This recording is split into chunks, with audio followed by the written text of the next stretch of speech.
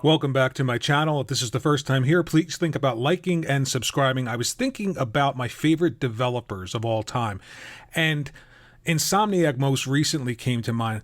They just have been knocking it out of the park, from Ratchet and Clank to Spider-Man, and then the add-on Miles Morales that I'm playing here. The amount of work that they're able to do in such a short amount of time and keep that quality level as high as they do is just baffling to me. Now, I love platformers. They've been making some of the best platformers of all time. Ratchet and Clank series is one of my favorite. And then, of course, most recently, Spider-Man was fantastic. I couldn't wait for Miles Morales, and they knocked it out of the park with that. So they're definitely, more recently, one of my most favorite developers. I don't want to say more recently because I've always loved the Ratchet and Clank series, but they continue to evolve and create great things. So you take a break for a while, you play something else, and then good developers pull you back in, and that's what Insomniac Games has done. But I was thinking about like games over the years that I really, really loved, and one of my favorite developers is Team Ico, or Ico, however you want to say it, because Ico, that game for me on the PlayStation 2 was one of the most special games that I've ever played. At the time, the PlayStation 2 was the most dominant console. Of course, everybody was talking about the power of the PlayStation 2, the emotion engine, all that nonsense. But at the end of the day, they delivered with content that you really couldn't get anywhere else. And it looked better than almost everything that was out there. And when Ico came around, I'm telling you, play the game. The animation in this game, the facial animations, and just the way that Yorda moves. She's a character in the game. Essentially, the entire game, you just have to sort of take her by the hand and lead her through this mystical castle. It is unbelievable. The story is so interesting and moving, but the way that she animates, the cloth, the clothes, the way they move in the wind, and just the idea of taking somebody's hand and moving them through a game, it's realized so well. It's so impactful when you play that game. I remember I played the game all the way through. When I got to the end of the game, I literally stood up and applauded at a television screen by myself. That's how ridiculous this game was for me, how much it meant to me. And ever since then, Shadow of the Colossus, again, from Team Ico, one of the best. And I wasn't really feeling Last Guardian, but not because they missed the sort of tonal resonance with me, like the idea that the game and the characters and the world pulled me in. It was just the controls. They really, really missed the mark with the controls, and they haven't updated it, and it's a shame because it takes so much patience to use the character and the controls in The Last Guardian. I really should go back to it and try it, because Trico and the way that you sort of connect with that character in the game, it's the same way you connected with Yorda in Ico, and it's the same way you connected with your love interest in Shadow of the Colossus by having to kill essentially all these majestic beings just to bring her back to life. But the controls for that really let me down. But Team Ico is definitely one of my favorite developers.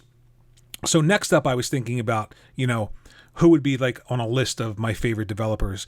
And I definitely thought about Nihon Falcom. And if you don't know who they are, they do the Ys series. Now, if you've never played an Ys game, they are some of the best action RPGs. They're Japanese-style role-playing games, but there's no random battles. It's all, it's all action-oriented. It's all real-time.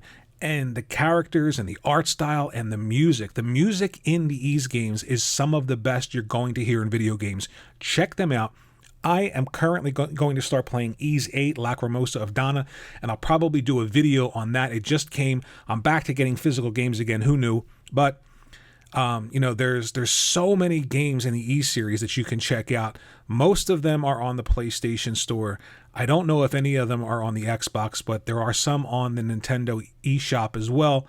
They are just, really some of the most creative, some of the most memorable characters, and the art style and the music and the combat, everything is so good in the Ys series, and Nihon Falcom is definitely on my list of one of the best. So I was thinking, okay, I've got Insomniac, I've got Falcom, who else? And I remembered a game called Shadow of Destiny on the PlayStation 2. Konami did this, and I started to think, Konami, of course, Metal Gear Solid on the PlayStation 1, are you kidding me? Another moment where I stopped and I said, oh my God, things are changing. When the guard saw my footprints in the snow at Shadow Moses Island and said, whose footprints are these? That was it. I mean, I remember sitting there and being blown away thinking, this is just the pinnacle. Games cannot get any better than this. This is unbelievable. But of course, they've done tons of games before Metal Gear Solid. Even the original Metal Gear on the NES was absolutely incredible. But Shadow of Destiny, if you haven't played that, again, this is one of those games that made me say, yep, Konami, I forgot how great they are.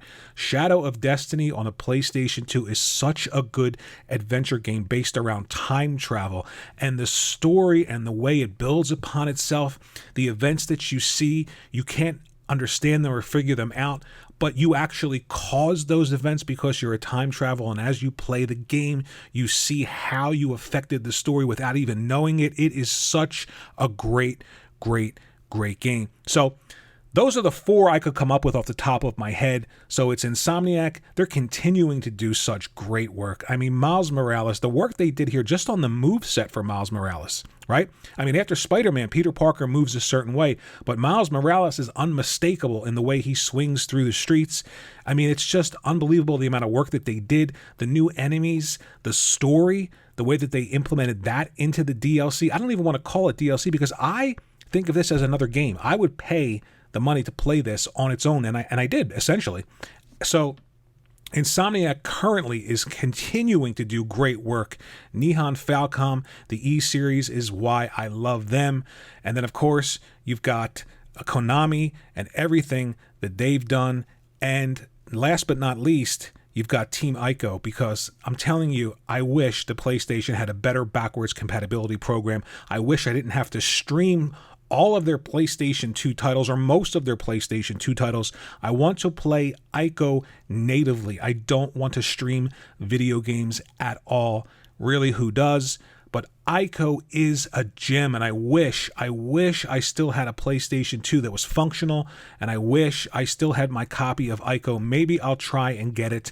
But someday, please, PlayStation, you've got to do better with this backwards compatibility program, because there are so many gems like Shadow of Destiny, like Ico, that I want to play again. So that's my short list of the top developers that I can remember based on experiences that I've had with games that sort of pulled me back to having, the memory of how great those developers were. Let me know who some of your favorite developers are, but let me know specifically what game they did that made you say, yeah, they're a great developer.